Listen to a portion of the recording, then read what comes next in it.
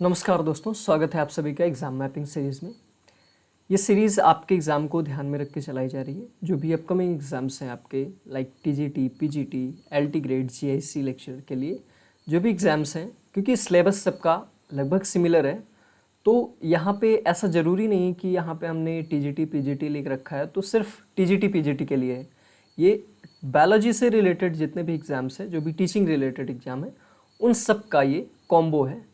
मतलब उसमें जितने भी टॉपिक्स हैं सब लगभग सिमिलर हैं, इसलिए यहाँ पे हम जो भी टॉपिक्स लेके आते हैं वो सारे एग्ज़ाम्स के लिए इम्पॉर्टेंट है इक्वली, चाहे वो कोई भी एग्ज़ाम हो। तो ये सीरीज़ सबके लिए इम्पॉर्टेंट है। अगर आप लोग देख रहे हैं लेक्चर और पहले के लेक्चर्स कुछ मिस हो गए हैं तो उन्हें भी देखिएगा, क्योंकि बहुत ही इन्फॉर्मेटिव और बहुत ही नॉलेजेबल लेक्चर्स हैं सारे। क्योंकि हमने जो भी टॉपिक्स लेकर आते हैं हम वो एग्ज़ाम ओरिएंटेड ही होते हैं। क्योंकि पीवाईक्यूज़ को हमने जब एनालिसिस किया तो उसमें देखा कि जो टॉपिक्स मेजरली पूछे जा रहे हैं, सबसे ज़्यादा फ्रिक्वेंटली पूछे जा रहे हैं, तो उन्हीं में से हम क्वेश्चंस लेकर आते हैं। और क्वेश्चन के साथ साथ जैसा कि आप सबको पता है हम कॉन्सेप्ट भी डिस्कस करते हैं। तो कॉन्सेप्ट जो होता है वो बहुत ज़रूरी होता है, क्योंकि क्वेश्चन रिपीट हो ना हो इसकी कोई चांसेस नहीं है, बट कॉन्सेप्ट जो होता है वो ज़रूर रिपीट होता है, क्योंकि कॉन्सेप्ट से ही क्वेश्चन बनाए जाते हैं, कॉन्सेप्ट कभी चेंज नहीं होता है। इसी सीरीज़ में आज का जो हमारा टॉपिक है वो है प्रोकैरियोटिक जीन रेगुलेशन। तो प्रोकैरियोट्स में जीन का रेगुलेशन कैसे होता है, ये सारा कुछ आज हम लोग पूरा one by one, step by step सब कुछ बहुत अच्छे से समझने वाले हैं। और वैसे भी ये जो टॉपिक है जीन रेगुलेशन बहुत ही इंटरेस्टिंग टॉपिक है। अगर आप लोग थोड़ा सा पेशेंस रखेंगे तो बहुत ही अच्छा लगने वाला है, बहुत मज़ा आने वाला है और बहुत अच्छे से हम लोग सारे क्वेश्चंस को सॉल्व करेंगे। जैसा कि हर लेक्चर में हम लोग करते हैं कि पहले टॉपिक का ओवरव्यू। तो जानते हैं पहले कि जीन रेगुलेशन होता क्या है। तो जीन रेगुलेशन का सिंपल मतलब होता है कि कोई भी जीन है वो अगर ऑन है तो ज़रूरत पड़ने पर उसे, जब ज़रूरत नहीं है तो फिर ऑफ़ किया जाएगा, या फिर ऑफ़ है तो ज़रूरत पड़ रही है तो उसे ऑन किया जाएगा। तो ये सिंपली रेगुलेशन का मतलब होता है कि जब किसी चीज़ की ज़रूरत नहीं है तो उसे बंद कर दिया जाए, और ज़रूरत फिर से दोबारा आ रही है तो उसे फिर से चालू कर दिया जाए। ये सिंपल मतलब होता है रेगुलेशन का। नाउ लेवल ऑफ रेगुलेशन, कौन कौन से लेवल्स होते हैं, कहाँ पे रेगुलेशन हो सकता है। तो ट्रांसक्रिप्शन प्रोकैरियोट में जो रेगुलेशन होता है जीन का, वो मेजरली ज़्यादातर जो भी होता है रेगुलेशन वो ट्रांसक्रिप्ट लेवल पे होता है, एमआरएनए लेवल पे होता है। तो यहाँ पे हम जो भी रेगुलेशन पढ़ने वाले हैं वो एमआरएनए लेवल पे ही पढ़ने वाले हैं। तो अगर एमआरएनए लेवल पे जो भी रेगुलेशन होता है उसकी बात आती है तो यहाँ पे ओपेरॉन कॉन्सेप्ट आता है। ओपेरॉन का मतलब क्या होता है? ओपेरॉन का मतलब होता है कि जीन का एक सेगमेंट होता है जिसमें प्रोमोटर होता है, ऑपरेटर होता है और स्ट्रक्चरल जीन्स होती हैं, राइट। और ये ओपेरॉन मॉडल जो है वो जैकब एंड मोनोट ने दिया था। दो साइंटिस्ट थे, उन्होंने मिलकर ये मॉडल को प्रपोज किया था। इसमें इन्होंने बताया था कि ये जो ये जीन है या मॉडल जो है, जो इसमें मॉडल दिया गया है उसमें एक ऑपरेटर होगा, प्रमोटर होगा, स्ट्रक्चरल जीन्स होंगी, राइट। और ये क्योंकि पॉलीसिस्टोनिक है तो यहाँ पे एक ही प्रोमोटर से मल्टीपल जीन्स जो होंगी वो ऑपरेट होती हैं, ठीक। अब जो ये ओपेरॉन सिस्टम होता है ये इंड्यूसिबल भी हो सकता है, रिप्रेसिबल भी हो सकता है। यानी कि इंड्यूसिबल का मतलब होता है नॉर्मल कंडीशन में ये ऑफ रहेगा, राइट, बट जब ज़रूरत पड़ेगी तो इसे इंड्यूस करके ऑन कर दिया जाएगा, इसे ट्रिगर कर दिया जाएगा ताकि काम करना स्टार्ट कर दे। रिप्रेसिबल जनरली ये क्या होते हैं कि स्टॉप होते हैं, स्टॉप कंडीशन में होते हैं, इनएक्टिव होते हैं, बट जब ज़रूरत पड़ती है तो इन्हें क्या, रिप्रेसिबल का मतलब है कि जनरली ये ऑन कंडीशन में होते हैं, हमेशा ऑन रहते हैं, बट जब ज़रूरत पड़ती है तो इन्हें ऑफ़ कर दिया जाता है। मतलब ज़रूरत नहीं होती है तब इन्हें ऑफ़ कर दिया जाता है। ये होता है रिप्रेसिबल का मतलब। रिप्रेसिबल का सिंपल मतलब इतना है कि ये जनरली एक्टिव कंडीशन में रहते हैं, जब इनकी ज़रूरत नहीं होती है या फिर ज़रूरत से ज़्यादा चीज़ें बन जाती हैं तो वहाँ पे इन्हें बंद कर दिया जाता है। पॉजिटिव एंड निगेटिव रेगुलेशन का मतलब होता है कि जब इंड्यूसर जो भी है उसकी प्रेजेंस में ये प्रोसेस जो है वो स्टार्ट हो रहा है या स्टॉप हो रहा है, तो उसे हम पॉजिटिव या निगेटिव कहेंगे। जो भी सबस्ट्रेट प्रेजेंट है, अगर उस पर्टिकुलर सबस्ट्रेट की प्रेजेंस में सिस्टम ऑन या ऑफ हो रहा है तो उसे हम पॉजिटिव या निगेटिव रेगुलेशन कहेंगे, राइट। तो ये हो गया। अब जो ओपेरॉन सिस्टम है यहाँ पे तीन टाइप के ओपेरॉन हमें पढ़ने हैं। एक lac operon, tryptophan operon and एराबिनोज operon. Era, ठीक है, एराबिनोज ओपेरॉन। ये 3 ज़्यादा सबसे ज़्यादा पूछे जाने वाले ओपेरॉन है। लैक ओपेरॉन से सबसे ज़्यादा क्वेश्चन आते हैं, सबसे ज़्यादा फ्रिक्वेंटली क्वेश्चन आते हैं। ट्रिप्टोफैन ओपेरॉन है, एराबिनोज ओपेरॉन है। ये 3 ओपेरॉन को हमें पढ़ने हैं और ये हम सेपरेटली अभी नहीं पढ़ने वाले, ये क्वेश्चन के साथ साथ हम लोग बहुत अच्छे से इन्हें पढ़ लेंगे, अलग पढ़ने की हमें ज़रूरत ही नहीं पड़ेगी। तो शुरू करते हैं अपने क्वेश्चन प्रैक्टिस को। नाउ क्वेश्चन नंबर 1 है, विच of the following is the best example of gene regulation in prokaryotes. तो प्रोकैरियोट्स में जीन रेगुलेशन का सबसे बेस्ट एग्जाम्पल क्या है? तो lac operon, tryptophan operon, एराबिनोज operon, ये तीनों ही बेस्ट एग्जाम्पल हैं। इन्हीं के थ्रू क्या होता है? जीन रेगुलेशन होता है। और जीन रेगुलेशन जैसे कि मैंने पहले ही बताया प्रोकैरियोट्स में ट्रांसक्रिप्ट लेवल पे होता है, एमआरएनए लेवल पे होता है। जीन रेगुलेशन और भी अलग अलग लेवल्स पे हो सकता है, like post transcriptional level, pre translational level, translational level या फिर पोस्ट ट्रांसलेशन लेवल। मतलब कि ट्रांसक्रिप्ट लेवल पे अब प्रोटीन को बनने ही ना दिया जाए, राइट? तो ये हो गया एक रेगुलेशन। प्रोटीन बन गई है, उसे फंक्शनल ही ना होने दिया जाए, ये हो गया एक रेगुलेशन, ठीक है। ट्रांसक्रिप्शन और ट्रांसलेशन के बीच में कुछ चेंजेस कर दिए जाएं तो वो भी एक टाइप का रेगुलेशन ही है, राइट? तो अब नेक्स्ट क्वेश्चन है हमारा, who propose the operon model of gene regulation. तो ओपेरॉन मॉडल को किसने प्रपोज किया था? तो मैंने पहले ही बताया जैकब एंड मोनोड थे, इन्होंने ओपेरॉन मॉडल को प्रपोज किया था। Now question number 3, in the lac operon the structural gene include. तो लैक ओपेरॉन क्या होता है, कैसे इसका क्या स्ट्रक्चर होता है, इसे एक बार देख लेते हैं पहले हम लोग, तो फिर आगे की स्टडी करेंगे। तो लैक ओपेरॉन जो होता है यहाँ पे बना के हम देख ले रहे हैं। लैक ओपेरॉन में क्या होता है, एक आई जीन होता है, ठीक है, आई जीन होता है, फिर होता है एक प्रोमोटर होता है, प्रोमोटर जहाँ पे आरएनए पॉलीमरेज बाइंड होता है, फिर होता है ऑपरेटर और फिर होता है ये स्ट्रक्चरल जीन। तो लैक ओपेरॉन की अगर हम बात करें तो जीन जेड, वाई एंड ए, ये 3 जीन्स होती हैं, राइट? ये 3 जीन्स जो हैं ये स्ट्रक्चरल जीन कहलाती हैं, जो कि कोई प्रोटीन को कोड करती हैं। अब क्योंकि ये साथ में प्रेजेंट है और प्रोमोटर इनका कॉमन है, तो इसलिए इसे हम पॉलीसिस्ट्रॉनिक कहेंगे, ठीक है। तो ये होता है पॉलीसिस्ट्रॉनिक कंडीशन। ये जो जीन आई है ये रेगुलेटरी जीन है, इसका अपना खुद का एक प्रोमोटर होगा, ठीक, ये प्रोमोटर है। तो ये प्रोमोटर है स्ट्रक्चरल जीन के लिए, ऑपरेटर है स्ट्रक्चरल जीन के लिए, और ये जो रेगुलेटरी जीन है इसका अपना सेपरेट प्रोमोटर है, ठीक है। अब जब भी क्या होगा, अब लैक्टोज प्रेजेंट होगा या एब्सेंट होगा, इस बात पर डिपेंड करता है कि ओपेरॉन वर्क करेगा या स्टॉप रहेगा। तो यहाँ पे जैसे क्वेश्चन पूछा जा रहा है जो स्ट्रक्चरल जीन है उसमें कितनी जीन इंक्लूड है, तो जेड वाई ए 3 जीन इंक्लूड है यहाँ पे, तो यहाँ पे ऑप्शन ए करेक्ट है। तो एक बार इसे देख लेते हैं, एक ओवरव्यू ले लेते हैं इसमें क्या होता है। तो जीन आई जो होता है वो रेगुलेटरी प्रोटीन को, रेगुलेटरी एमआरएनए प्रोड्यूस करता है, मतलब इससे ट्रांसक्राइब होता है, फिर एक रेगुलेटरी प्रोटीन इससे बनती है, राइट? ये एक रेगुलेटरी प्रोटीन है जो जाके किससे बाइंड हो जाती है, ऑपरेटर से बाइंड हो जाती है। जब ऑपरेटर से बाइंड हो जाएगी तो आरएनए पॉलीमरेज जो होगा, जो प्रोमोटर पे बाइंडेड है, वो अब आगे बढ़ नहीं पाएगा, क्योंकि उसकी जो वे है, उसका पाथ है जो ब्लॉक हो गया है, किसके थ्रू, ऑपरेटर के थ्रू। तो अब ये आगे का काम नहीं कर पाएगा, यानी कि ट्रांसक्रिप्शन का प्रोसेस नहीं कर पाएगा और ये प्रोसेस यहीं पे बंद हो जाएगा। ये तब की कंडीशन है जब लैक्टोज क्या है, एब्सेंट है, मीडियम में लैक्टोज नहीं है। अगर लैक्टोज प्रेजेंट है तो क्या होगा, ये लैक्टोज आके इससे बाइंड हो जाएगा, राइट? और इसे रिप्रेसर को, ये रिप्रेसर प्रोटीन है,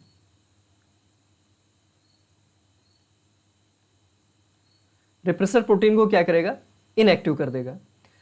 जब लैक्टोज एब्सेंट है तो ये एक्टिव है, बट अगर लैक्टोज आ गया, अगर लैक्टोज प्रेजेंट हो गया तो क्या हुआ, ये लैक्टोज यहाँ पे आके बाइंड हो गया, ये लैक्टोज है, जब ये बाइंड हो गया इस पे आके तो क्या हुआ, अब ये प्रोटीन, रिप्रेसर प्रोटीन इनएक्टिव हो गया, इनएक्टिव रिप्रेसर इस पे बाइंड नहीं कर पाएगा, फेल्स टू बाइंड। अब क्या हो गया, जब ऑपरेटर साइट फ्री है तो पॉलीमरेज आगे बढ़ जाएगा और ट्रांसक्रिप्शन का जो प्रोसेस है उसे कैरी आउट करेगा। फिर यहाँ पे जब ट्रांसक्रिप्शन हो जाएगा तो एक एमआरएनए से 3 प्रोटीन बनेंगी, जो कि जेड जो जीन है उसके लिए एक अलग प्रोटीन है, वाई का प्रोटीन अलग है, ए का प्रोटीन अलग है। जेड जो होता है वो बीटा गैलेक्टोसाइडेज को प्रोड्यूस करता है, वाई जो होता है परमिएस को, ये ट्रांसलेट करता है, मतलब कि इसका जो फाइनल प्रोडक्ट है वो परमिएस है, और ए जो होता है ट्रांस एसिटाइलेज को, एसिटाइलेज यहाँ पे इसका फाइनल प्रोडक्ट बनता है। तो इन तीनों प्रोटीन्स का अलग अलग फंक्शन है। बीटा गैलेक्टोज जो होता है, बीटा गैलेक्टोसाइडेज जो होता है वो लैक्टोज को ग्लूकोज और गैलेक्टोज में कन्वर्ट करता है। परमिएज जो होता है परमेबिलिटी बढ़ा देता है सेल मेम्ब्रेन से प्लाज्मा मेम्ब्रेन से, ताकि ज़्यादा से ज़्यादा लैक्टोज अंदर एंटर हो सके। और ट्रांस एसिटाइलेज जो होता है ये कुछ फंक्शन परफॉर्म करता है, लाइक इसके टोन पीजी जो होते हैं, एक टाइप का टॉक्सिन है जो कि इसके साथ आ जाता है, लैक्टोज के साथ इंटर कर जाता है सेल में, तो वो टॉक्सिसिटी ना क्रिएट कर पाए उसके लिए ट्रांस एसिटाइलेज जो होते हैं वो उसे टोन पीजी को इनएक्टिव कर देते हैं, राइट। तो ये था थोड़ा सा एक आइडिया लैक्टोज ओपेरॉन के बारे में या लैक ओपेरॉन के बारे में। Now question number 4, the product of lack-Z gene is. तो लैक-जेड जीन का मैंने प्रोडक्ट क्या बताया था अभी, तो बीटा गैलेक्टोसाइडेज जो होता है वो लैक-जेड जीन का प्रोडक्ट होता है, और ये क्या काम करता है, लैक्टोज को ग्लूकोज और गैलेक्टोज में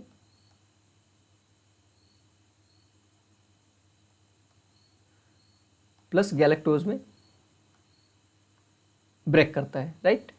परमिएज जो होता है वो वाई जीन का प्रोडक्ट होता है, और ये परमेबिलिटी को बढ़ाता है, लैक्टोज की परमेबिलिटी सेल के अंदर ज़्यादा से ज़्यादा रहे। ट्रांस एसिटाइलेज जो होता है वो जीन ए का प्रोडक्ट होता है, और ये टोन पीजी को इनएक्टिव करते हैं, ताकि जो टोन पीजी एक टॉक्सिन है वो सेल के अंदर ना आ पाए, मतलब आ भी जाए तो वो सेल को हार्म ना पहुंचा पाए। लैक्टोज रिप्रेसर, ये रिप्रेसर प्रोटीन होती है जो कि सिस्टम को ऑफ कर देती है। Now question number 5, which enzyme is coded by lac Y. तो लैक वाई से कौन सी जीन कोड होती है, तो परमिएस जीन जो होती है, सॉरी परमिएस प्रोटीन जो होता है ये लैक वाई जीन से कोडेड होता है, राइट। गैलेक्टोसाइडेज, बीटा गैलेक्टोसाइडेज जो होता है जीन जेड से कोड होता है। ट्रांस एसिटाइलेज जो होता है जीन ए से कोड होता है। आरएनए पॉलीमरेज का काम अलग होता है, वो पॉलीमराइजेशन का काम करता है जिससे कि एमआरएनए की सिंथेसिस होती है। Now question number 6, the lac A gene codes for. तो लैक ए जीन जो होता है वो कोड करता है ट्रांस एसिटाइलेज को, right. Now question number 7, the lac I gene product is. तो लैक आई जीन का प्रोडक्ट क्या है, ये जीन जो है वो इनहिबिटरी जीन है, मतलब कि रेगुलेटरी जीन है। ये प्रोसेस को रेगुलेट करती है, ऑन या ऑफ करती है जनरली, मतलब ये इसका काम ऑफ करना है, बट इसका अगर रिप्रेसर प्रेजेंट है, यानी कि लैक्टोज अगर प्रेजेंट है, तो जो लैक आई जीन का ये प्रोडक्ट होगा रिप्रेसर प्रोटीन उसे इनएक्टिव कर देगा, और फाइनली क्या होगा, जो प्रोसेस है वो कंटिन्यू हो जाएगा ओपेरॉन का। ओपेरॉन यानी कि सिस्टम जो है वो ऑन हो जाएगा। तो लैक आई जीन का प्रोडक्ट क्या होता है, ये होता है रिप्रेसर प्रोटीन। ये क्या करता है, ऑपरेटर से बाइंड हो जाता है और प्रोसेस को इनिबिट कर देता है। Now question number 8, the lac operon is an example of. तो लैक ओपेरॉन किसका एग्जाम्पल है, inducible operon, repressible operon, constitutive operon, positive feedback operon. तो लैक ओपेरॉन जो है वो एक इंड्यूसिबल ओपेरॉन है। इंड्यूसिबल का मतलब है, इंड्यूसिबल ओपेरॉन ऐसे ओपेरॉन होते हैं जो जनरली ऑफ कंडीशन में होते हैं, नॉर्मली ऑफ होते हैं, बट जब सबस्ट्रेट आता है तो ये ऑन कर दिए जाते हैं, क्योंकि जब सबस्ट्रेट नहीं प्रेजेंट है।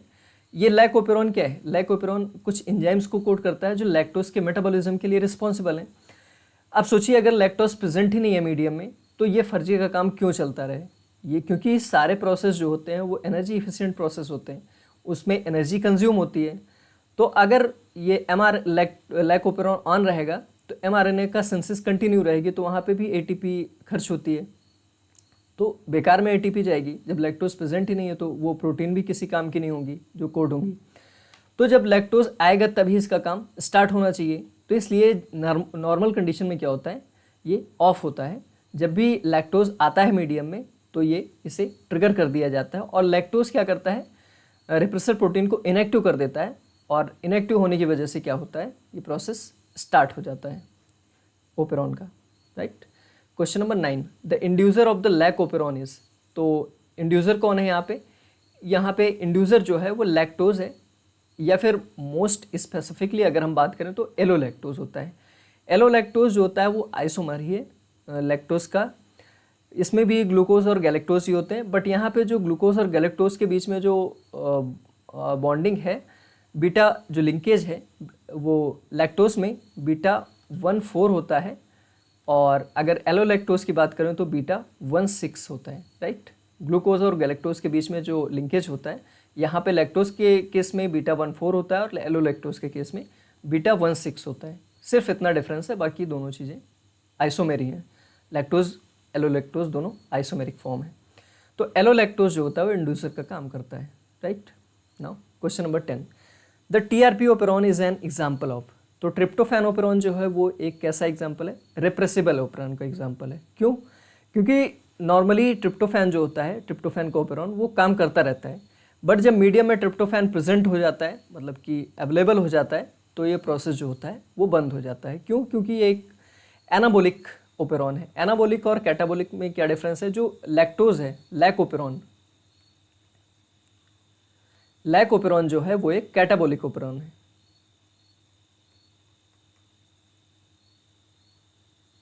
राइट।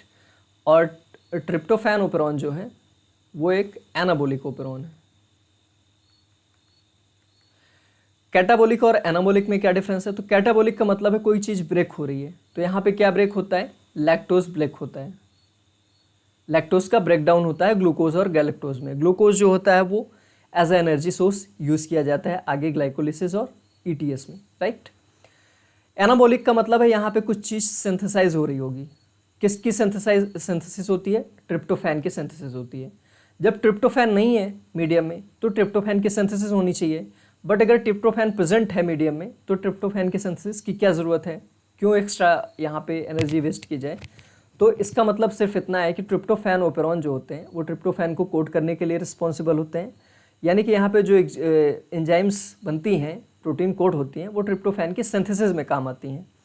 तो अगर ट्रिप्टोफैन मीडियम में प्रेजेंट नहीं है तो ये चलता रहता है, बट जैसे ही ये प्रेजेंट मतलब मीडियम में इसकी वो मतलब ये प्रेजेंट होता है तो क्या होता है? जो प्रोसेस है वो रुक जाता है।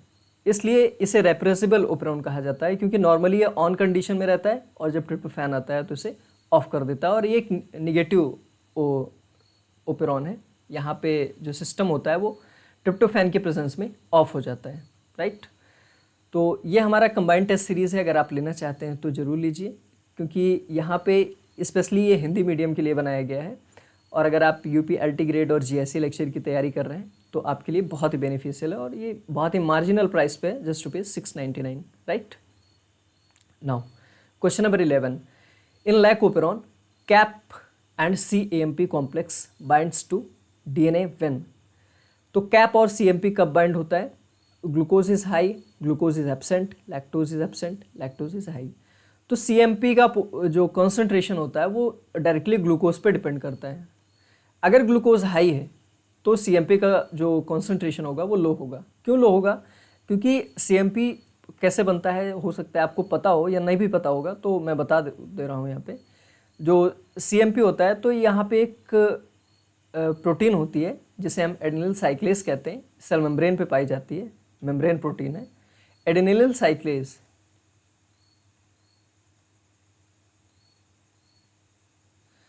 ये क्या काम करता है? ये ATP को CAMP में कन्वर्ट करवाता है, राइट।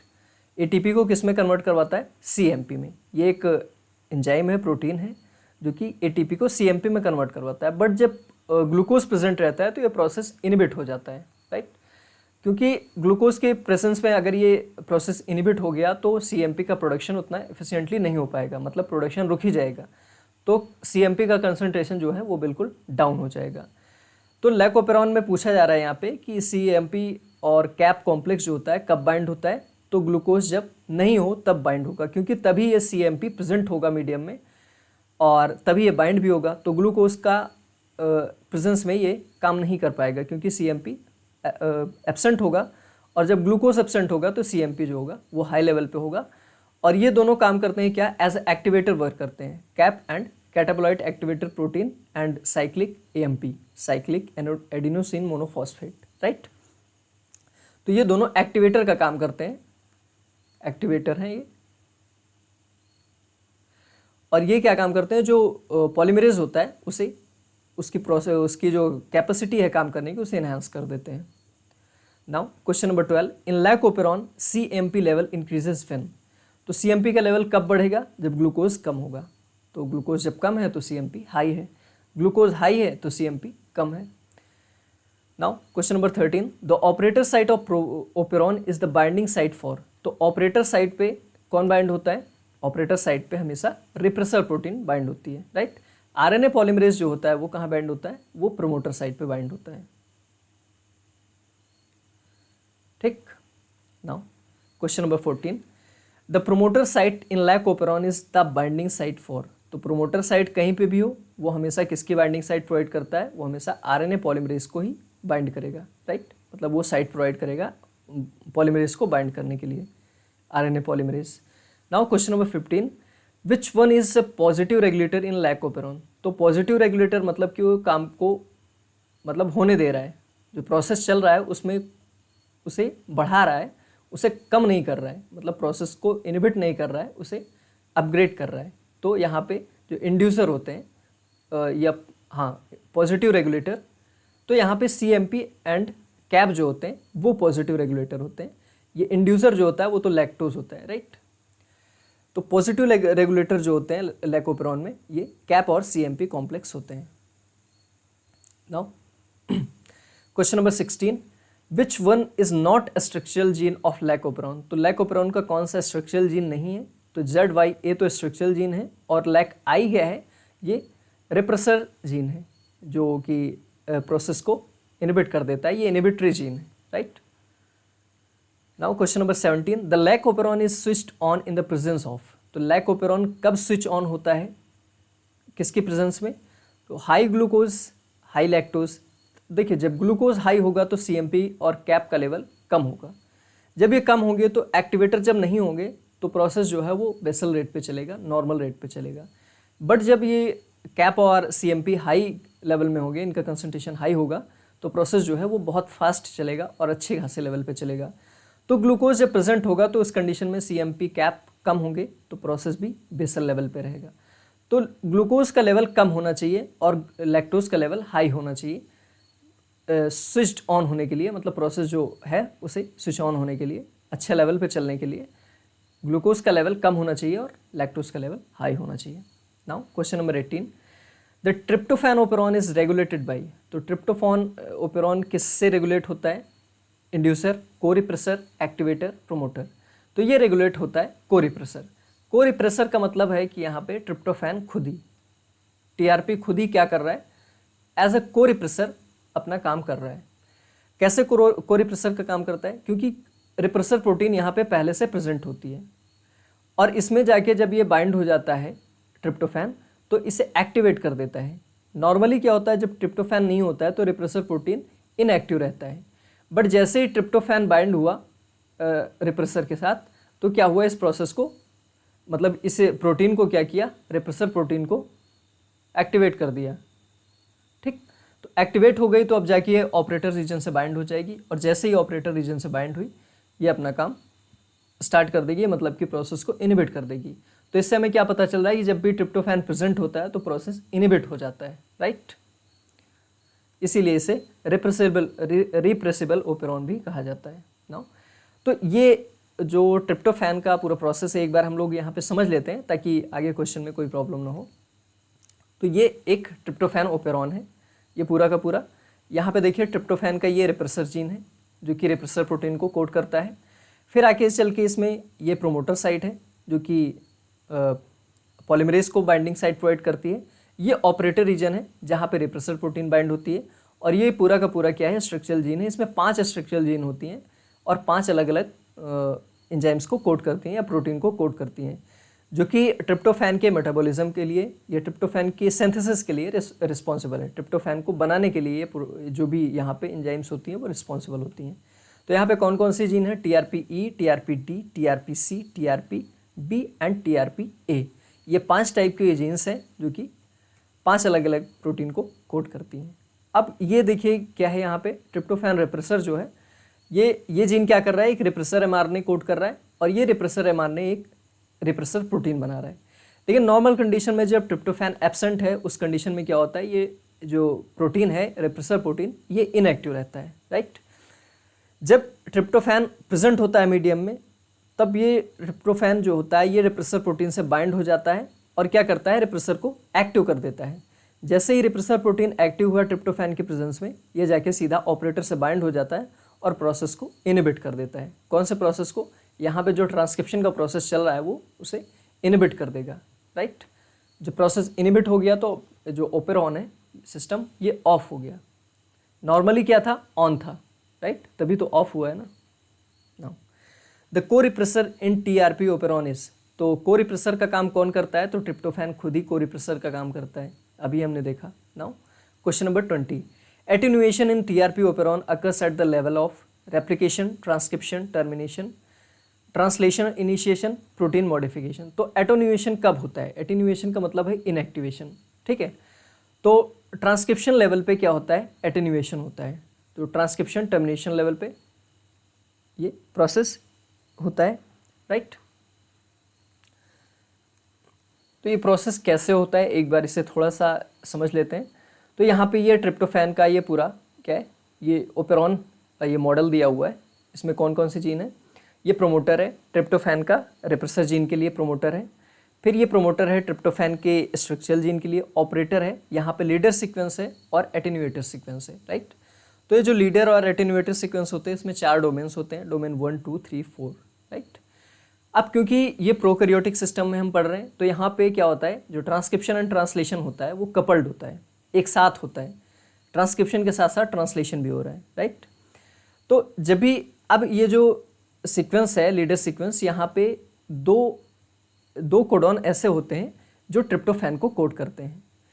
अब जब भी ये इतना प्रोसेस ये यहाँ तक का क्या होगा, जब ट्रांसलेशन या ट्रांसक्रिप्शन स्टार्ट हो जाएगा, जैसे ये साइट एक्सपोज होगी तो क्या होगा, यहाँ पे ट्रांसलेशन भी इसी के साथ साथ स्टार्ट हो जाएगा। तो जैसे ही राइबोसोम बाइंड करेगा, अगर मीडियम में ट्रिप्टोफैन आसानी से अवेलेबल है तो क्या होगा, फटाफट चार्ज टीआरएनए आ जाएंगे ए साइट पे। तो ए साइट पे आ जाएंगे तो जो राइबोसोम का रेट है पॉलीमराइजेशन का प्रोटीन के, वो फास्ट रहेगा। और वो क्या होगा कि आगे आके डोमेन 3 और डोमेन 4 को क्या करेगा, एक हेयर पिन लूप बना देगा। अब जैसे ही हेयर पिन लूप बनेगा तो जो प्रोमोटर है वहाँ पे जो पॉलीमरेज बाइंड है वो आगे नहीं बढ़ पाएगा अब, क्योंकि यहाँ पे लूप बन गया है, राइट। कैसे लूप बन गया, समझ लीजिए एक ट्रांसक्रिप्ट है और यहाँ पे लूप बन गया और ये आगे का स्ट्रक्चरल जीन यहाँ पे प्रेजेंट है।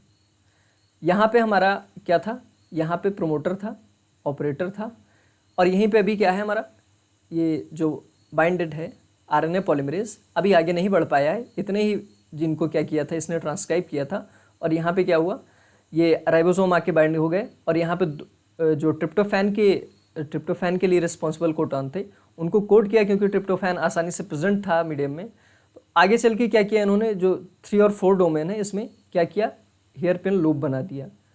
जैसे ही हेयर पिन लूप बना तो ये अब पॉलीमरेज आगे नहीं बढ़ पाएगा और यहीं पे ट्रांसक्रिप्शन का जो प्रोसेस है वो टर्मिनेट हो जाएगा, ठीक। तो ट्रांसक्रिप्शन प्रोसेस टर्मिनेट हो गया किसके प्रेजेंस में, जब ट्रिप्टोफैन आसानी से प्रेजेंट थे, मतलब मीडियम में जब प्रेजेंट थे, उनकी अवेलेबिलिटी थी। तो उस कंडीशन में क्या हुआ, ट्रिप्टोफैन जो है ये इसका ओपेरॉन स्टॉप हो गया। यहाँ पे एटेन्यूएशन से क्या होता है, ट्रिप्टोफैन का जो ओपेरॉन होता है उसे ऑफ किया जाता है। नाउ अब इन जीन्स का ट्रांसक्रिप्शन नहीं हो पाएगा। नाउ तो अब क्या होता है कि यहाँ पे जैसे कि मैंने पहले बताया कि हमारा जो टेस्ट सीरीज़ है वो लॉन्च हो चुका है। अगर आप लेना चाहते हैं तो ज़रूर लीजिए। इस टेस्ट सीरीज़ की एक खास बात है कि यहाँ पे आपको वीडियो लेक्चर्स भी मिलने वाले हैं और इसका प्राइस जो है वो 999 है। ये 50% इस समय ऑफ चल रहा है, बहुत ही जल्दी ये ऑफ ख़त्म होने वाला है, तो उससे पहले आप अगर चाहें तो इसे अवेल कर सकते हैं। और ये सारा कुछ आप हमारे ऐप के थ्रू बाय करना चाहेंगे तो वहीं से होगा, मतलब अगर लेना चाहते हैं तो ऐप के थ्रू ही ले पाएंगे। Now how many structural gene are present in the TRP operon. तो टीआरपी ओपेरॉन में मैंने बताया पहले ही कि 5 जीन्स होते हैं। कौन कौन से होते हैं, ई, डी, सी, बी, ए। ये 5 जीन्स जो होते हैं वो ट्रिप्टोफैन ओपेरॉन में प्रेजेंट होते हैं, tryptophan E, D, C, B, A. Now question number 22, the leader peptide on tryptophan operon contains codon 4। तो लीडर सीक्वेंस जो होता है उसमें कौन से अमाइनो एसिड के लिए कोडॉन्स होते हैं, तो ट्रिप्टोफैन के लिए ही होते हैं। ये मैंने पहले ही बताया जब हम लोग लीडर सीक्वेंस पढ़ रहे थे। तो ट्रिप्टोफैन के लिए जो ये कोडॉन्स होते हैं वही क्या करते हैं, वही एटेन्यूएशन का काम करवाते हैं। क्योंकि ट्रिप्टोफैन जब मीडियम में आसानी से अवेलेबल है तो फटाफट आ जाएगा राइबोसोम की ए साइट पे और राइबोसोम थोड़ा स्पीड में उसका आगे प्रोसेस होगा, तो जल्दी जल्दी जाके वो क्या करेगा, 3 और 4 रीजन को लूप बना देगा वहाँ पे, और आगे पॉलीमरेज जो है वो बढ़ नहीं पाएगा, जिसकी वजह से एटेन्यूएशन हो जाएगा। Now question number 23, in the absence of tryptophan the TRP operon is activated. Yes, अगर मीडियम में ट्रिप्टोफैन नहीं प्रेजेंट है तो भाई इसकी सिंथेसिस की ज़रूरत है, क्योंकि ट्रिप्टोफैन जो है बहुत ज़रूरी है हमारी बॉडी के लिए, बहुत सारे काम में, बहुत सारी मतलब कि मेटाबॉलिक प्रोसेस में इसकी ज़रूरत पड़ती है। तो क्या होगा, इसको एक्टिवेट होना होगा, क्योंकि इसकी प्रोडक्शन चाहिए हमें, मतलब ट्रिप्टोफैन होना चाहिए मीडियम में। तो अगर नहीं प्रेजेंट है तो इसे बनाने की ज़रूरत है, ट्रिप्टोफैन ओपेरॉन ऑन हो जाएगा। क्यों ऑन हो जाएगा, क्योंकि ट्रिप्टोफैन सिंथेसिस के लिए ही ट्रिप्टोफैन ओपेरॉन जो है वो रिस्पॉन्सिबल है। Now question number 24, which part of operon regulate the binding of RNA polymerase. तो ओपेरॉन का कौन सा पार्ट आरएनए पॉलीमरेज की बाइंडिंग के लिए रिस्पॉन्सिबल होता है। तो बार बार हम लोग देख रहे हैं कि जो प्रोमोटर होता है वहीं पे आरएनए पॉलीमरेज बाइंड करता है, चाहे वो ट्रिप्टोफैन का हो, चाहे अरेबिनोज का हो, चाहे लैकोपेरॉन का हो, चाहे किसी भी एमआरएनए के लिए हो। Now constitutive enzymes are always produced, never produced, inducible, repressible. तो कॉन्स्टिट्यूटिव एंजाइम्स यानी कि कुछ जो हाउस कीपिंग जीन्स होती हैं वो प्रोड्यूस करती हैं। हाउस कीपिंग जीन्स का मतलब होता है कि ऐसी जीन जो हमेशा ऑन रहती हैं, ऑलवेज ऑन रहती हैं। तो ये इनका जो एंजाइम मतलब इनका प्रोडक्ट होगा वो हमेशा प्रोड्यूस होता रहेगा। तो इंड्यूसिबल जो होती हैं वो कुछ सर्टेन जीन्स होती हैं जिनकी जब ज़रूरत पड़ती है तो उन्हें ऑफ किया मतलब ऑन किया जाता है, और रिप्रेसिबल ऐसी जीन्स होती हैं जो ज़रूरत पड़ने पर उन्हें ऑफ़ किया जाता है। नॉर्मली कंडीशन में वो हमेशा एक्टिव रहती हैं, बट जब उनकी ज़रूरत नहीं होती है तो ऑफ़ कर दिया जाता है। तो ऐसे जीन्स जो होती हैं रिप्रेसिबल जीन्स होती हैं। Now which operon shows attenuation control. तो एटेन्यूएशन से किसका कंट्रोल होता है, तो अभी हमने देखा कि ट्रिप्टोफैन जो है उसका हम एटेन्यूएशन से कंट्रोल करते हैं। एटेन्यूएशन का मतलब इनएक्टिवेशन, इनएक्टिव करके उसे हम कंट्रोल करते हैं, right. The lac operon repressor binds to. तो रिप्रेसर जो होता है वो कहाँ से बाइंड होता है, किस रीजन से बाइंड होता है। तो रिप्रेसर प्रोटीन जो होता है वो ऑपरेटर रीजन से बाइंड होता है, प्रोमोटर से बाइंड होता है पॉलीमरेज, स्ट्रक्चरल जीन जो जीन ट्रांसक्राइब होकर एमआरएनए और प्रोटीन बनाती हैं, कैप्साइड जो होता है वो यहाँ पे सीएमपी प्रोटीन ये बाइंड होता है कि सीएमपी, राइट। सीएमपी प्रोटीन नहीं है, न्यूक्लियोटाइड है, cyclic adenosine monophosphate. Now question number 28, the arabinose operon is regulated bye. तो अरेबिनोज ओपेरॉन कैसे रेगुलेट होता है, तो ये एरासी होता है, अरेबिनोज सी होता है, ये कंट्रोल रीजन होता है, यानी कि स्ट्रक्चर ये एक रेगुलेटरी जीन है अरेबिनोज सी। इसे हम एक पहले समझ लेते हैं अरेबिनोज ओपेरॉन, तो फिर इसको सॉल्व करेंगे तो अच्छे से समझ में आएगा। नाउ तो इसमें क्या होता है, ये जो अरेबिनोज ओपेरॉन है इसका पूरा स्ट्रक्चरल मॉडल है। यहाँ पे देखिए आप, अरेबिनोज सी जो है वो रेगुलेटरी जीन है, और ये कंट्रोल साइट्स हैं, वो ऑपरेटर 2 है, फिर प्रोमोटर है, फिर ऑपरेटर 1 है, कैप साइट है। ये क्या है, जो इनिशिएटर जीन्स हैं अरेबिनोज I1 एंड I2, ये जो हैं वो इनिशिएटर प्रोटीन्स हैं जो प्रोसेस को इनिशिएट करती हैं, और ये प्रोमोटर है अरेबिनोज के स्ट्रक्चरल जीन्स के लिए। तो अरेबिनोज और ये जो स्ट्रक्चरल जीन है और रेगुलेटरी जीन है, इनका जो सिंथेसिस होती है वो अपोजिट डायरेक्शन में होती है। यहाँ पे आप देख भी सकते हैं, इसका डायरेक्शन शो हो रहा है। जो ये प्रोमोटर है ये इस साइड में है, मतलब कि इसके अप स्ट्रीम में है प्रोमोटर, और इसके डाउन स्ट्रीम में है। तो यहाँ पे क्या होता है, इसका नॉर्मल जैसे कि सारी जीन्स में प्रोमोटर होता है वैसे ही होता है, इसके आगे प्रोमोटर है और फिर इसके सिंथेसिस हो रही है। यहाँ पे क्या है, ये ऑपरेटर जो है इधर है और इसकी सिंथेसिस इस डायरेक्शन में हो रही है, यानी कि दोनों का सिंथेसिस इस तरह समझिए कि ये अपोजिट डायरेक्शंस में हो रही हैं। नाउ अब क्या होता है कि ये जो जीन्स हैं ये अलग अलग अपना प्रोडक्ट यहाँ पे बनाती हैं। अब इनका कैसे एटेन्यूएशन, ये कैसे एक्टिवेशन या फिर कैसे वर्क करता है, तो अरेबिनोज अगर एब्सेंट है तो अरेबिनोज जो होता है ना, अरेबिनोज जो ये इसका जो अरेबिनोज सी है रेगुलेटरी जीन है, ये दोनों काम करता है, पॉजिटिव रेगुलेटर और निगेटिव रेगुलेटर भी। जब अरेबिनोज मीडियम में प्रेजेंट होता है तो ये एज ए एक्टिवेटर काम करता है, और जब एब्सेंट होता है मीडियम में अरेबिनोज तो एज ए इनिबिटर काम करता है। तो जब भी अरेबिनोज एब्सेंट होगा तो ये एरएससी जो होगा, एरएससी प्रोटीन जो कि रेगुलेटरी प्रोटीन है, ये ऑपरेटर 2 और इनिशिएटर रीजन 1 से क्या करेगा, बाइंड हो जाएगा और ये स्टेम लूप बना देगा। ये जो जीन है इसको एक लूप में कन्वर्ट कर देगा और फिर क्या होगा, जो प्रोमोटर साइट है वो मास्क्ड हो जाएगी, इनहिबिट हो जाएगी। यहाँ पे अब क्या होगा, पॉलीमरेज बाइंड नहीं हो पाएगा, जिसकी वजह से स्ट्रक्चरल जीन का ट्रांसक्रिप्शन और ट्रांसलेशन नहीं हो पाएगा। बट जब अरेबिनोज प्रेजेंट है तो क्योंकि ये कैटाबॉलिक जीन एक्सप्रेशन है, जैसा कि लैकोपेरॉन में हमने देखा था, सेम वैसा ही है, इंड्यूसिबल टाइप का है। तो जब यहाँ पे अरेबिनोज प्रेजेंट रहेगा तो उस कंडीशन में क्या है, अरेबिनोज ओपेरॉन को काम करना चाहिए। तो जो स्ट्रक्चरल जीन है ये क्या करेगा, जो यहाँ से एरासी रेगुलेटरी प्रोटीन का निकलेगा वो एज अ एक्टिवेटर काम करेगा। और एक्टिवेटर कैसे काम करेगा, ये जो एरासाइट्स हैं, एरा1, ये I1 एंड I2, इनसे आके बाइंड हो जाएगा। और फिर क्या होगा, RNA पॉलीमरेज के बाइंडिंग साइट को, जो बाइंडिंग साइट है प्रोमोटर पे, यहाँ पे इसे बाइंड होने देगा और इसके प्रोसेस को इन्हेंस कर देगा, ताकि जो भी आगे स्ट्रक्चरल जीन है उसको उसका ट्रांसक्रिप्शन आसानी से किया जाए। तो अरेबिनोज में जो एरासी है वो as a positive and negative regulator दोनों काम करता है, ये चीज़ हमें ध्यान में रखना है ना। तो पिछला क्वेश्चन यहाँ पे ये हमने देख लिया है कि arabinose operon is regulated by एरासी।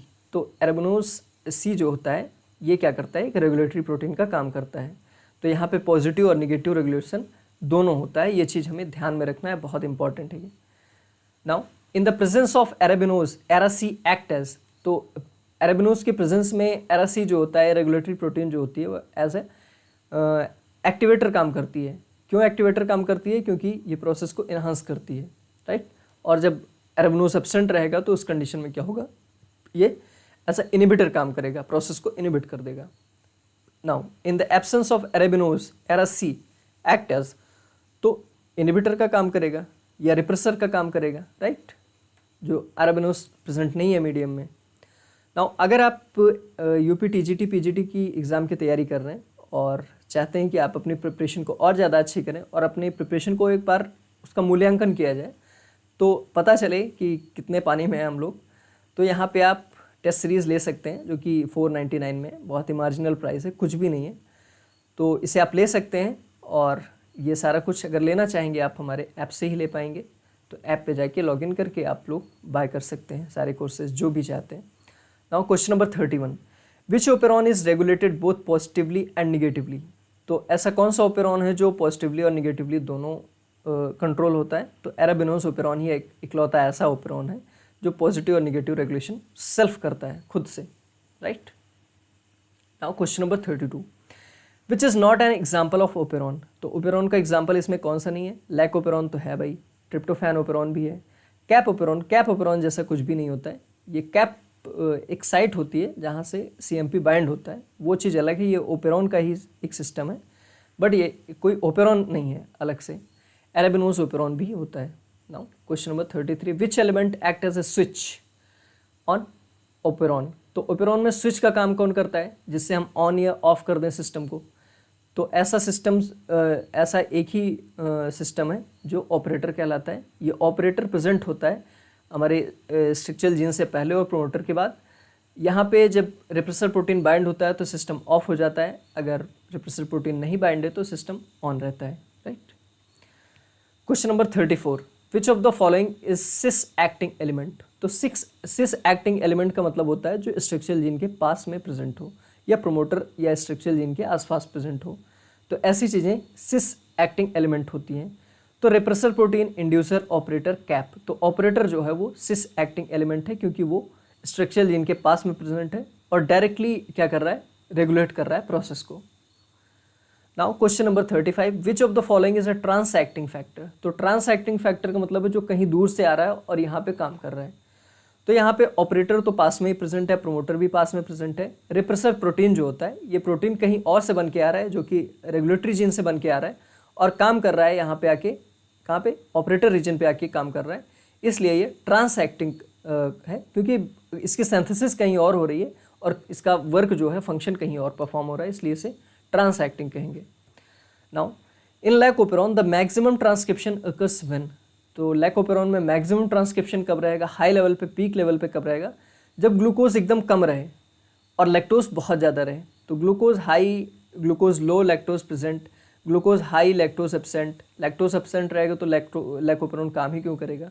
Glucose high, lactose present, glucose high रहेगा तो CMP लेवल कम रहेगा, और CMP लेवल कम रहेगा CAMP लेवल, तो क्या होगा, ये प्रोसेस जो है वो बेसल लेवल पे चलेगा, एकदम बेसिक लेवल पे।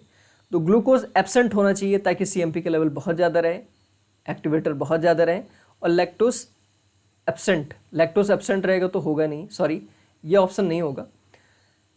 तो इसमें से 3 ऑप्शन बचते हैं। लैक्टोज एब्सेंट है तब इसमें भी नहीं होगा, ग्लूकोज लो है और लैक्टोज प्रेजेंट है तो इस कंडीशन में यह प्रोसेस होगा, right.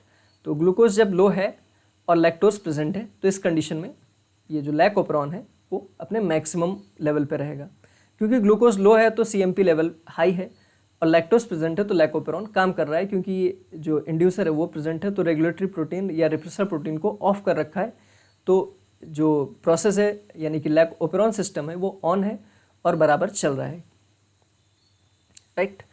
The catabolite repression in lac operon is due to, तो कैटाबोलाइट रिप्रेशन जो होता है लैक ओपेरॉन में क्यों होता है, ग्लूकोज की वजह से होता है, लैक्टोज की, एलोलैक्टोज, galactose.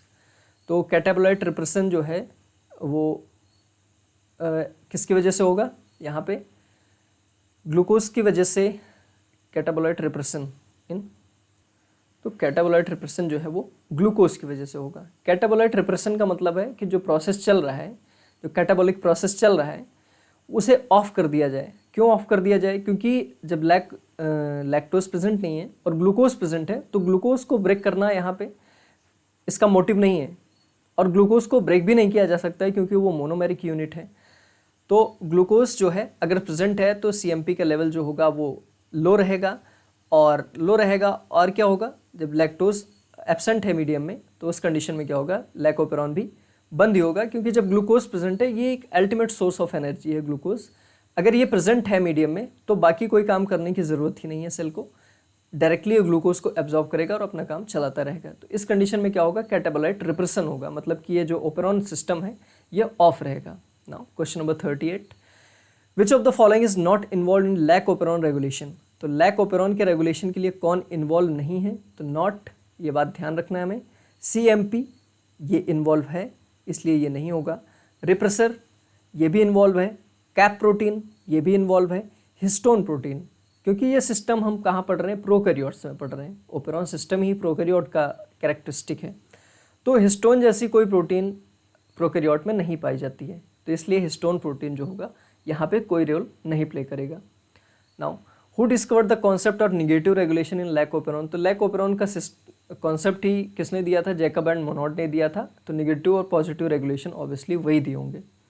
Now which type of feedback is seen in TRP operon, तो ट्रिप्टोफैन ओपेरॉन में कैसा फीडबैक सिस्टम देखने को मिलता है, positive feedback, negative, feed forward activation, allosteric, तो यहाँ पे निगेटिव फीडबैक देखने को मिलता है, क्योंकि अगर ट्रिप्टोफैन प्रेजेंट है तो प्रोसेस जो होगा वो ठप पड़ जाएगा, ऑफ हो जाएगा, उसे बंद कर दिया जाएगा, इसलिए इसे निगेटिव फीडबैक कहते हैं, क्योंकि जो पर्टिकुलर सबस्ट्रेट है उसके प्रेजेंस में जो प्रोसेस है वो ऑफ हो जा रहा है, इसलिए यहाँ पे निगेटिव फीडबैक है।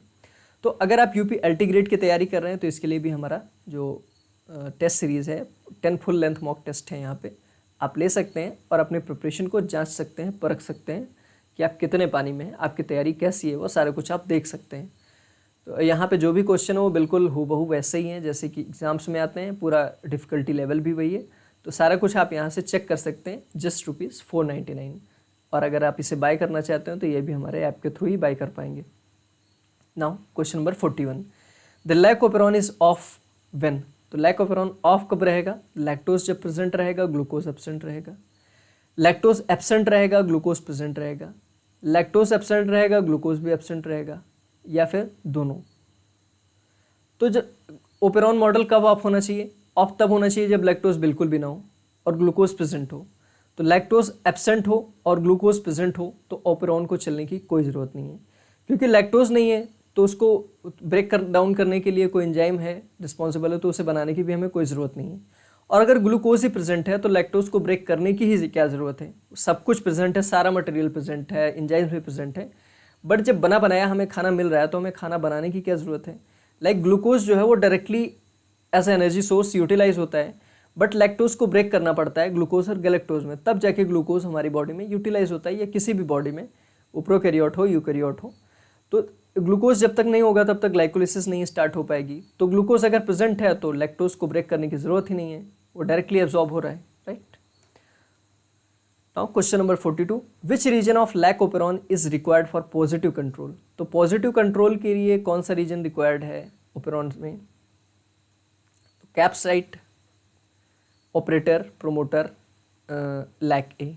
तो पॉजिटिव कंट्रोल के लिए कैप जो है वो रिस्पॉन्सिबल है, क्योंकि यहाँ पे CAMP आके बाइंड होता है और ये क्या करता है, ये एक्टिवेटर का काम करता है और प्रोसेस को इन्हांस कर देता है। जो भी बेसल लेवल पे हो रहा है या नॉर्मल लेवल पे हो रहा है तो उसे अपडेट कर देता है और ज़्यादा अपग्रेड कर देता है, right.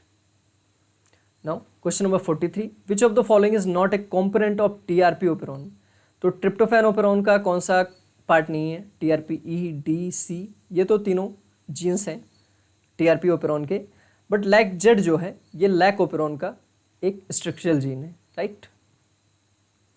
Now the attenuation mechanism is mediated bye repressor, leader sequence, RNA polymerase only, ribosome styling. तो हमने देखा था कि जो एटेन्यूएशन मैकेनिज्म है वो कहाँ पे होता है? लीडर सीक्वेंस में होता है। लीडर सीक्वेंस और एटेन्यूएटर जहाँ पे होते हैं वहीं पे एटेन्यूएशन का प्रोसेस कैरी आउट होता है। Now which one is a repressible operon. तो रिप्रेसिबल ओपेरॉन वो होते हैं जो नॉर्मली ऑन होते हैं बट उन्हें किन्हीं कंडीशन में ऑफ किया जाता है। तो ऐसा ओपेरॉन एक ही हमने पढ़ा है, वो ट्रिप्टोफैन ओपेरॉन है। लैक ओपेरॉन और एरेबिनोज ओपेरॉन जो है वो इंड्यूसिबल ओपेरॉन है, नॉर्मली ऑफ रहते हैं, जब इनका काम पड़ता है तो इन्हें ऑन कर दिया जाता है। Now question number 46, which of the following is an inducible operon. तो इंड्यूसिबल का मतलब नॉर्मल ऑफ कंडीशन में है, जब जरूरत पड़ रही है तो इन्हें ऑन किया जा रहा है। तो लैक ओपेरॉन एंड एरेबिनोज ओपेरॉन ये दोनों क्या है? बोथ A एंड B, ये दोनों इंड्यूसिबल ओपेरॉन है, right. Now question number 47, which is the true inducer of lac operon. तो ट्रू इंड्यूसर कौन है यहाँ पे? तो एलोलैक्टोज, जैसे कि मैंने पहले बताया ये आइसोमेरिक हैं, लैक्टोज और एलोलैक्टोज। एलोलैक्टोज में β16 जो लिंकेज होता है वो पाया जाता है, और लैक्टोज में क्या होता है? β14 लिंकेज जो होता है वो मिलता है हमें, ठीक, glycosidic linkage. Now 48, in TRP operon high tryptophan level causes operon activation, operon repression, increased attenuation, both B and C। तो क्या होता है जब ट्रिप्टोफैन ओपेरॉन में ट्रिप्टोफैन जब प्रेजेंट होता है मीडियम में, तो क्या होता है? हाई लेवल में जब प्रेजेंट है तो ओपेरॉन का रिप्रेशन हो जाता है और जो एटेन्यूएशन है वो बढ़ जाता है, ठीक। तो यहाँ पे बोथ B एंड C होगा, क्योंकि दोनों एक ही बात बता रहे हैं, जब एटेन्यूएशन होगा तभी रिप्रेशन होगा, right. Now question number 49, how many gene code for TRP biosynthesis enzyme. तो ट्रिप्टोफैन बायोसिंथेसिस के लिए कितने एंजाइम्स कोड करना पड़ता है? तो 5 एंजाइम, क्योंकि 5 स्ट्रक्चरल जीन्स हैं और पांचों जीन जो हैं वो रिस्पॉन्सिबल हैं ट्रिप्टोफैन की बायोसिंथेसिस में, इसलिए 5 जीन्स जो हैं वो रिस्पॉन्सिबल हैं, मतलब 5, ये जो ऑप्शन है ये करेक्ट है, right. Now question number 50 and the last question, और ये क्वेश्चन जो है आपके लिए HW है। ये कोई नया क्वेश्चन नहीं है या फिर बहुत अजीब सा क्वेश्चन नहीं है, बहुत टफ क्वेश्चन नहीं है, बहुत आसान क्वेश्चन है ये, इसे आप कर सकते हैं। बस एक बार पढ़िएगा और यहाँ तक पहुँचे हैं तो ये ज़रूर आप कमेंट बॉक्स के थ्रू ज़रूर बताइएगा कि इसका करेक्ट ऑप्शन क्या है। आप ऑप्शन बताइएगा, करेक्ट या इनकरेक्ट की बात ही अलग है, एटलीस्ट आप अटेम्प्ट कीजिएगा इसे, क्योंकि इसका कोई निगेटिव मार्किंग नहीं होने वाली है कि आप गलत दे देंगे तो आपके नंबर कट जाएंगे, तो ऐसा कुछ भी नहीं है, और आप सही देंगे ये मुझे बिलीव है। नाउ तो ये क्वेश्चन क्या है मैं समझा दे रहा हूँ, या फिर आप लोग खुद ही समझदार हैं। The main difference between inducible and repressible operon is, तो इसे मैं बार बार शुरू से अंत तक बताता आया हूँ कि इंड्यूसिबल ओपेरॉन या रिप्रेसिबल ओपेरॉन में क्या डिफरेंस होता है बेसिक। तो inducible operon are usually off, repressible usually on. Inducible operon are usually on, repressible usually off. Both are always on, both are always off. तो ऑलवेज जैसी condition life science में possible ही नहीं है, क्योंकि हर जगह एक्सेप्शन मौजूद है। तो ऑलवेज वाले तो जनरली गलत होते हैं, ऑलवेज, ओनली, नेवर, ये सब जहाँ भी ऑप्शन ये दिख जाए ऐसे ऑप्शन, तो वो मेजॉरिटी में गलत ही होते हैं। तो यहाँ पे ये 2 मान लीजिए गलत ही हो गया, तो इसमें ये 2 बचते हैं, तो इनमें से कोई एक होगा। अब आप बताइएगा कौन सा सही है ना। तो ये हमारा सेशन यहाँ पे एंड होता है, और अगर आप LT ग्रेड की तैयारी कर रहे हैं या फिर जो भी तैयारी कर रहे हैं, हर तैयारी को बूस्ट करने के लिए, हर तैयारी को और ज़्यादा मजबूत करने के लिए हमारे पास क्या है? दवा है। दवा के रूप में हमारा कोर्स है और टेस्ट सीरीज़ है। तो इसे आप ले सकते हैं, बहुत ही मार्जिनल प्राइस में है, बहुत ही लोवेस्ट कॉस्ट पे है। आपको बहुत ज़्यादा पे नहीं करना है, लाइक 10,000 40,000 जितना, मतलब ऐसा इतना बड़ा अमाउंट नहीं पे करना है। कुछ हंड्रेड्स और कुछ थाउजेंड्स पे करके आप ये कोर्सेज बाय कर सकते हैं और आपकी प्रिपरेशन को बहुत ही अच्छा कर देंगे, बहुत ही मजबूत बना देंगे एग्ज़ाम के लिए।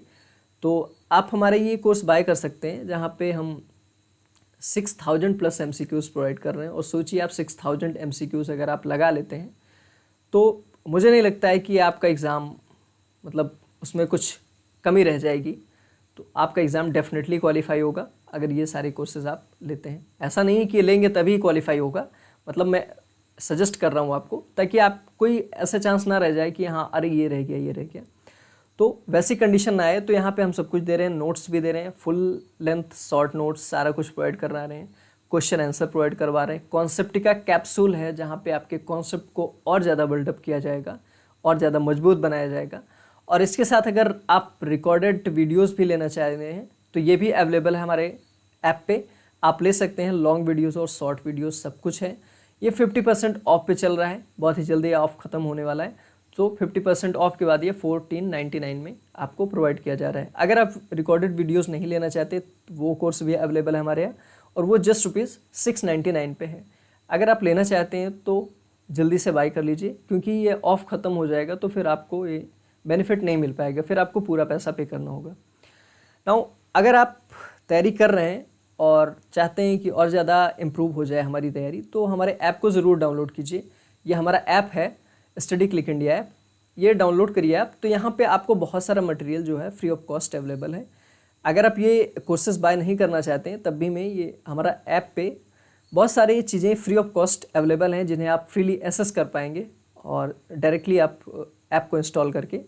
तो आप किसी भी एग्ज़ाम की तैयारी कर रहे हैं, like assistant professor, TGT, PGT, GIC lecturer, TRE या LT ग्रेड की, तो यहाँ पे हमको अपने ये कोर्स सिलेबस के साथ साथ जो GS का पोर्शन है वो भी प्रोवाइड करवा रहे हैं। तो अगर आप GS भी लेना चाहते हैं साथ में तो वो भी हमारे पास कोर्स अवेलेबल है। पूरा आपका कंप्लीट GS यहाँ पे मिलेगा और बहुत सारी चीज़ें यहाँ पे फ्री ऑफ कॉस्ट हैं। तो जैसे मैंने पहले ही बताया, आपको ऐप को इंस्टॉल करके इसे एक्सेस कर सकते हैं सारा कुछ। अगर आपको कोई क्वेरी है यहाँ पे तो आप हमारे इस नंबर पे कांटेक्ट कर सकते हैं।